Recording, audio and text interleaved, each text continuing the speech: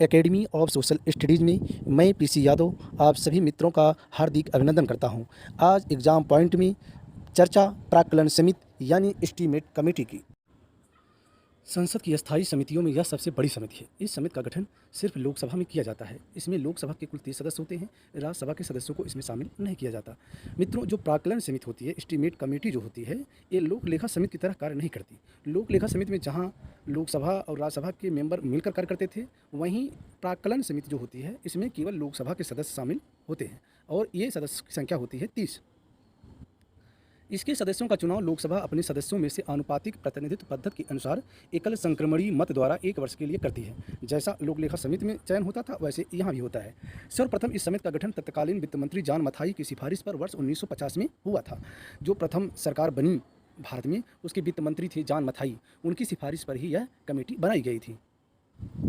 इसका गठन लोकसभा में बजट प्रस्तुत किए जाने के बाद होता है। मंत्रिपरिषद का कोई सदस्य इसमें शामिल नहीं किया जाता। जब प्रतिवर्ष हमारे यहाँ बजट सत्र आता है, बजट प्रस्तुत हो जाता है, उसके बाद इस कमेटी का चयन किया जाता है। इसमें जो मंत्रिमंडल होता है, केंद्रीय मंत्रिपरिषद होती है, उसका कोई भी सदस्य शामिल नहीं होता।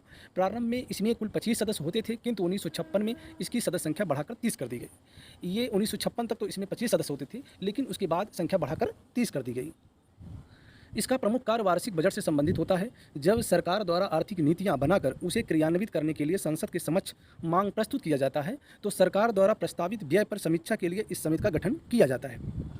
यह सरकारी अपव्यय रोकने की सिफारिश करती है, अतः इसे अस्थायी मितव्ययिता समिति भी कहा जाता है। इस समिति के प्रमुख कार्य इस प्रकार हैं। नंबर 1, बजट अनुमान का अध्ययन कर यह बताना कि क्या इसमें शामिल नीतियों से मितव्ययिता, संगठन में सुधार, कार्यकुशलता तथा प्रशासनिक सुधार किया जा सकता है। नंबर 2, प्रशासन में कुशलता तथा मितव्ययिता लाने के लिए वैकल्पिक नीति की सिफारिश करना। नंबर 3, इस बात की जांच करना कि क्या बजट अनुमान की नीतियों के अनुसार धन ठीक ढंग से लगाया गया है या नहीं। नंबर 4, बजट अनुमान किस रूप में संसद के समक्ष पेश किया जाए, इसकी सिफारिश करना। ध्यातव्य है कि यह समिति बजट प्राक्कलन की जांच तभी कर सकती है जबकि इसके लिए संसद में मतदान हो चुका हो, उसके पूर्व नहीं। साथ ही यह संसद द्वारा निर्मित नीतियों पर कोई प्रश्न नहीं कर सकती। इस सेंटेंस का ये मतलब निकलता है कि यह संसद द्वारा निर्मित नीतियों पर कोई प्रश्न नहीं कर सकती। ये कुल मिला के सिफारिश कर सकती है और ये बताती भी है कि किस जगह बजट का अपव्यय किया जा रहा है, यहाँ जितना बजट पेश किया गया है इसमें इतना होना चाहिए, आदि सभी जो बिंदु होते हैं जहाँ से धन की बचत हो सकती है और कार्य बढ़िया से हो सकता है, उसकी सिफारिश ये समिति करती है।